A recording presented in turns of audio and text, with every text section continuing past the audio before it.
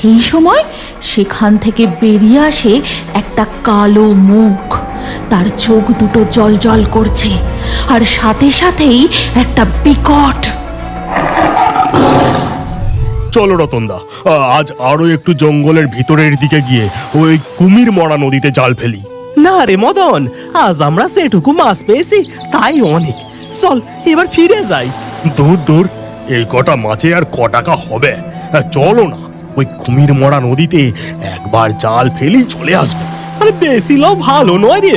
এই মদন, চল না ফিরে যাই। কিন্তু মদন কোনো কথা শোনে না, সে আরো এগোতে থাকে। তখনই হঠাৎ রতনের চোখে পড়ে, আরে ওটা ওই গাছের আড়ালে কি দাঁড়িয়ে? কালো বাঘ! ও যে বনবিবির কালো বাঘ। মদন ফিরে আয়, বনবিবির কালো বাঘ দেখা দিছে, সতর্ক করছে, আর এগোসনি বিপদ হবে।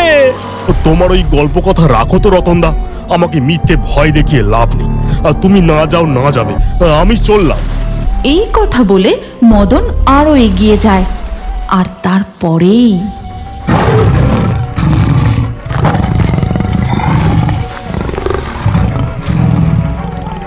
দেখা যায় দুটি বাঘ নদী সাঁতরে দ্রুত মদনের নৌকার দিকে ধেয়ে আসছে। আর সাথে সাথেই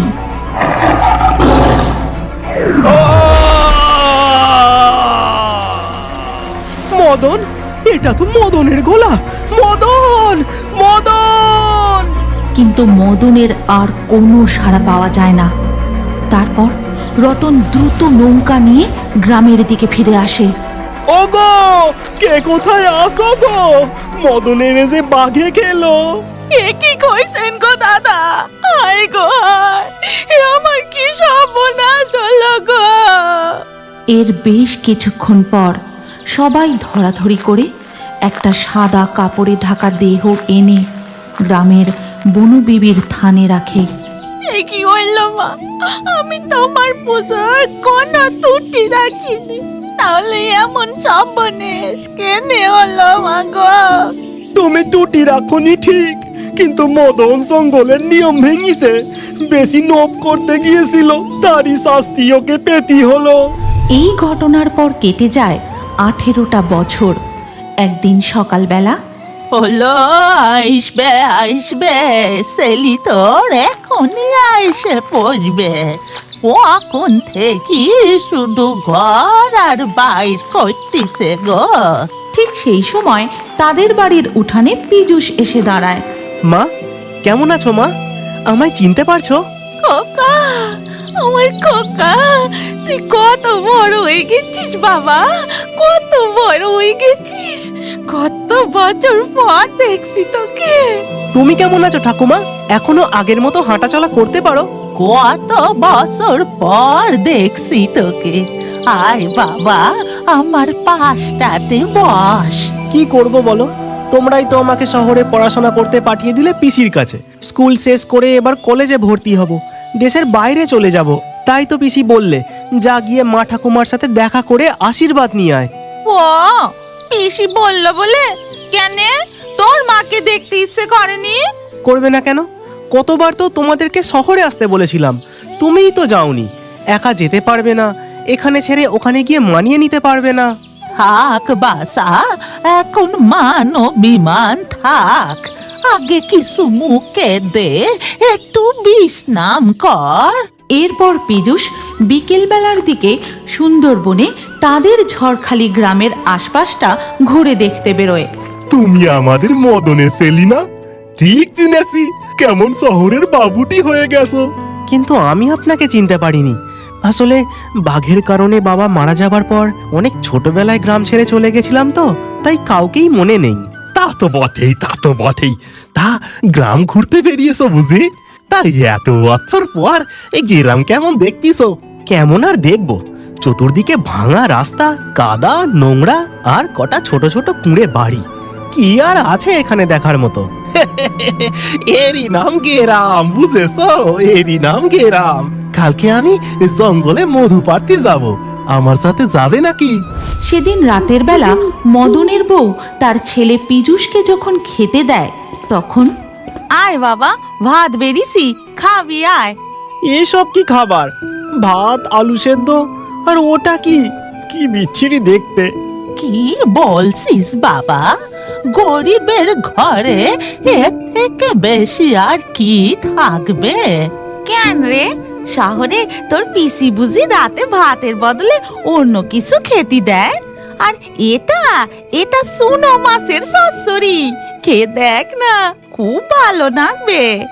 না না, আমি এসব খাবো না। আমাকে একটু বাটার দাও, আলু সেদ্ধ দিয়ে ভাত খেয়ে নিচ্ছি।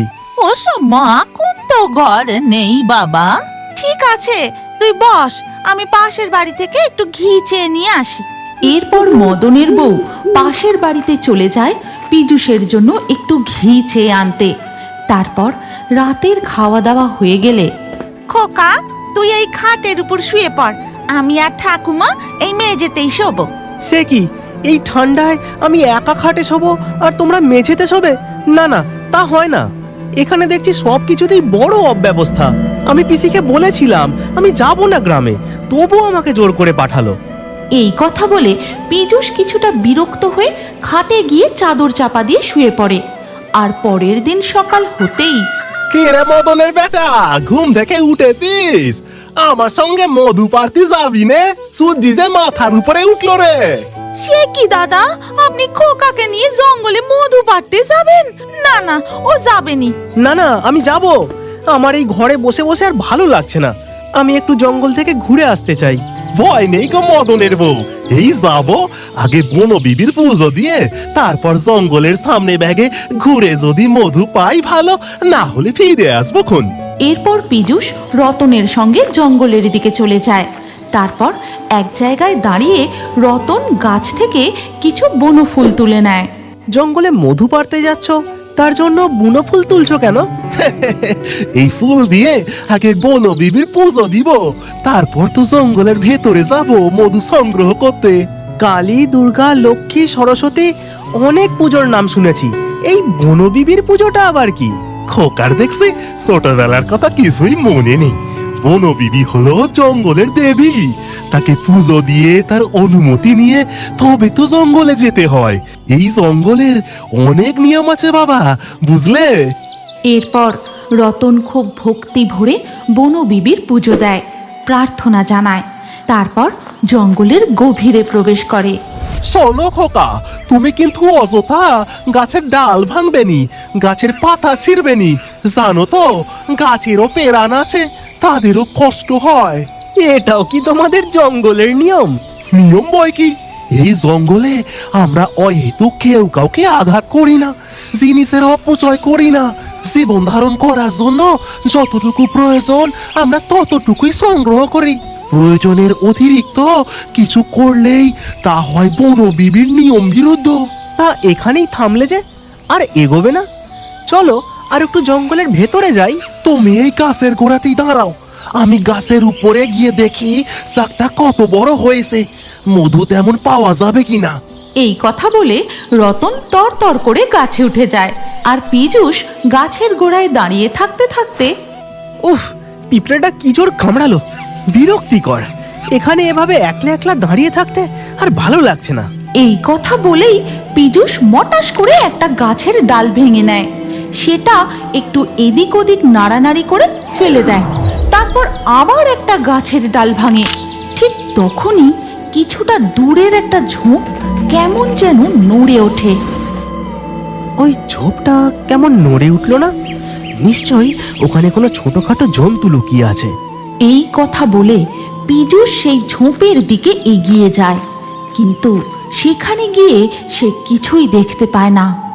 আরে, এখানে তো কিছুই নেই। নিশ্চয়ই কোনো ছোটখাটো জন্তুই ছিল, আমার ভয়ে পালিয়েছে।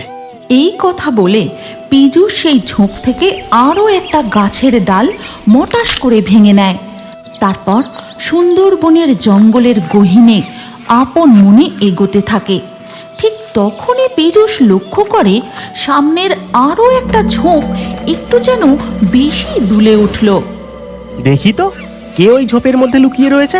আমাকে ভয় দেখানো, নিজেই ভয় পেয়ে পালিয়ে যাচ্ছে, আর ঝোপ নাড়িয়ে নাড়িয়ে আমাকে ভয় দেখানো হচ্ছে। পীযূষ সেই ঝোপটার দিকে এগোতে যাবে, ঠিক সেই সময় সেখান থেকে বেরিয়ে আসে একটা কালো মুখ। তার চোখ দুটো জ্বলজ্বল করছে, আর সাথে সাথেই একটা বিকট বাঘ! এ যে কালো বাঘ! এটাই কি তাহলে সেই বনবিবির কালো বাঘ, যে বাঘের গল্প রতন কাকা শোনাচ্ছিল?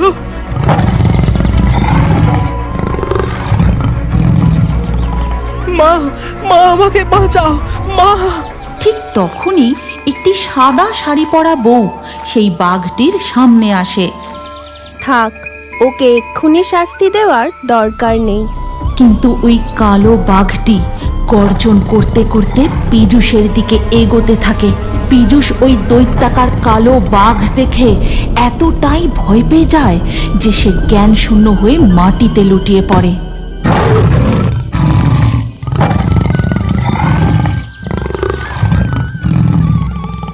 হ্যাঁ, আমি জানি ও বনবিবির নিয়ম মানেনি, তবে এই জঙ্গল সম্পর্কে ওর সম্পূর্ণ জ্ঞান নেই। এবারের মতো ওকে ক্ষমা করে দেওয়া হোক। এরপরে অপরাধ করলে ও উচিত সময়ে উচিত শিক্ষা পাবে। এরপর যখন পীযূষের জ্ঞান ফিরে আসে তখন সে দেখে সে তার ঘরে বিছানায় শুয়ে আছে। আমি কোথায়? তুমি কোথায় মানে? তুমি তোমার মায়ের ঘরে বিছানায় শুয়ে আসো। আজ খুব বাসন বেঁচে গেছো।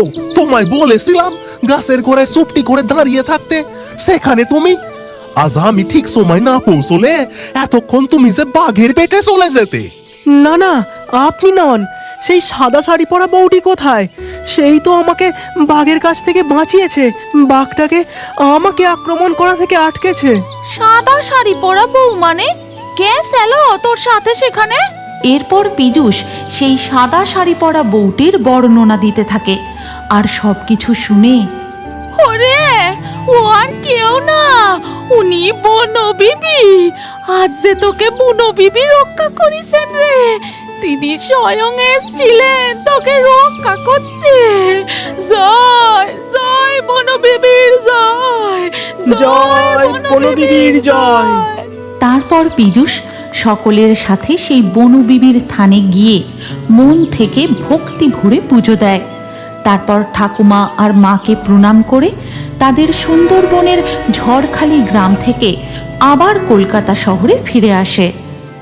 আপনি কি জানেন সুন্দরবনের অফিসিয়াল কার্টুন চ্যানেলে আপনার নামও থাকতে পারে? আজকের লাকি ড্রয়ে নির্বাচিত নামগুলি হলো সাগর, স্বাধীন, হরিশ, লক্ষ্মী, সূর্য, তানিশ, মাবিয়া, বসিস, মাহি, রাতুল, কার্তিক, তুবা, বিপুল, শ্রীময়ী, মারিয়াম।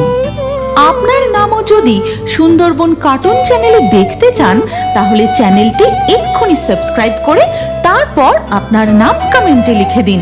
আর আরও একটি রহস্যময় সুন্দরবন জঙ্গলের বাঘের কার্টুন, ভূতের কার্টুন দেখার জন্য স্ক্রিনের উপরে আসা ভিডিওটি চালিয়ে দেখতে থাকুন। ওই ভিডিওতেও আপনার নাম লিখতে ভুলবেন না।